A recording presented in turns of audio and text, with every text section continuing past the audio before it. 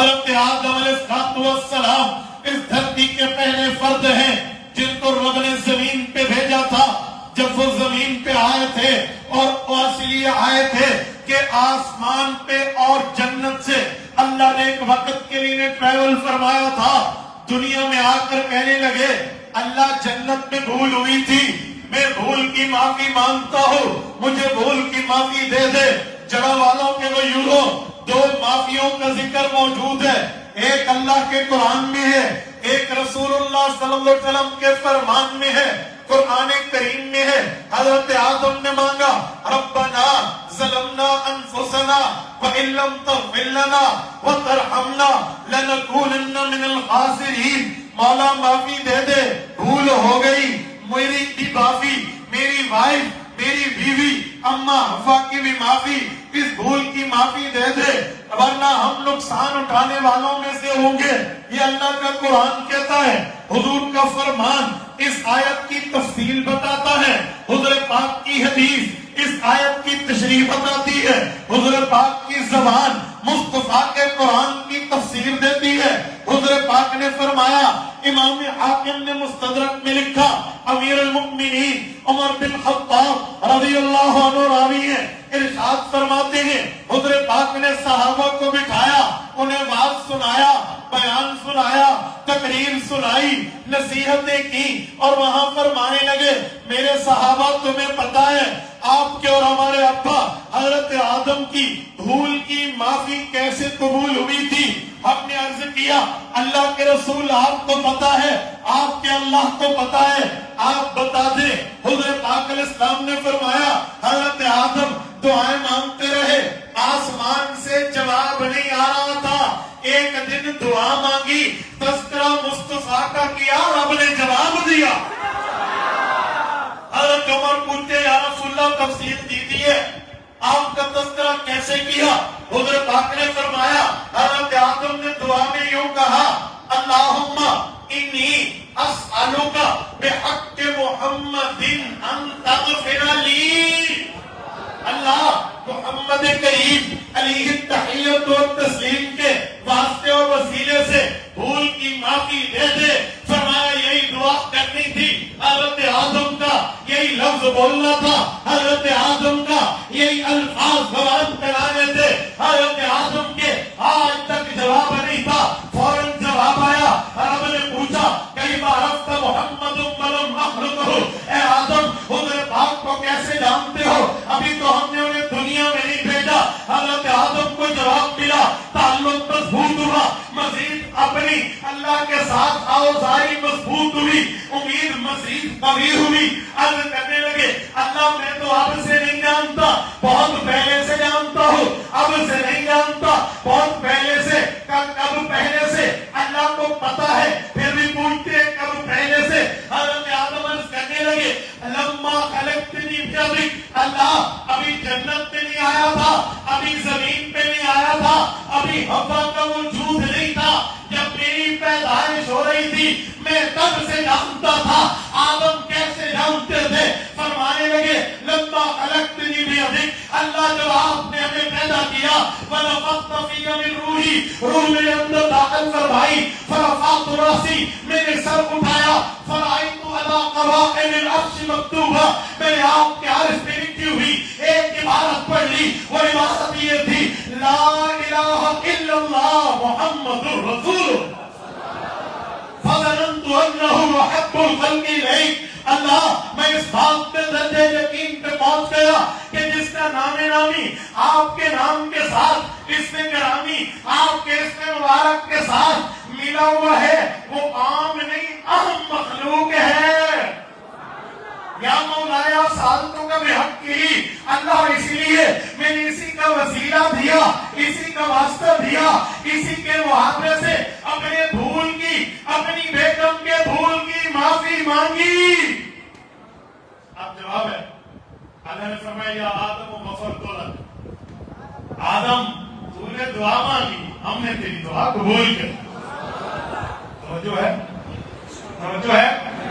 اب اللہ نے فرمایا صرف قبول نہیں کی, اگلا جملہ اے آدم فلولا محمد لما خلقتک, اگر محمد کریم علیہ التحیۃ والتسلیم نہ ہوتے ہم آپ کو بھی پیدا نہیں کرتے. میری بات کا مطلب میرا نبی وہ نہیں ہے آئے اور پہچان ملے.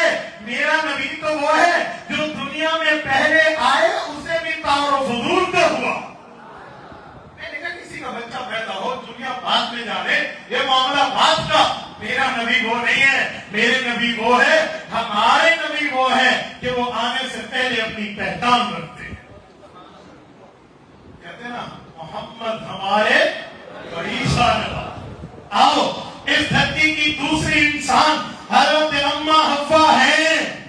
اما حوا کو بھی اللہ کے بعد محمد الرسول اللہ کا ایمانی تعارف کرایا گیا ہے. آپ کہیں گے کیسے؟ القول البدی فی الصلاۃ علی الحبیب الشفیع قالیہ امام شمس الدین الصحابی رحمہ اللہ المتوفی 902 ہجری اس کے اندر پوری ترتیب لکھتے ہیں. فرماتے ہیں اما حوا کا جب نکاح ہوا حضرت آدم سے یہ نکاح عرشوں پہ ہوا. گویا رب نے نکاح پڑھا فرشتے گواہ تھے. خود اللہ کی گواہی کوئی ناکافی نعوذ باللہ کہا نہیں لیکن حق مہر کا وقت آیا تو اما حوا کو بھی محمد الرسول اللہ کا تعارف کرا. کیا مطلب؟ حق مہر میں تعارف کا مطلب حق کے مہر. آپ کہیں گے اما حوا کا بھی حق مہر تھا. اس زمانے میں سنارے کی دکان کہاں تھی؟ چاندی والے کی دکان کہاں تھی؟ بینک والوں کے نوٹ کہاں تھے؟ پٹواریوں نے زمین کے بٹوارے کے لیے کوئی پلاٹ تیار کیے تھے. حق مہر کس چیز کا تھا؟ ہاں قرآن نے کہا ہے قد علمنا ما فرضنا علیہم فی ازواجہم.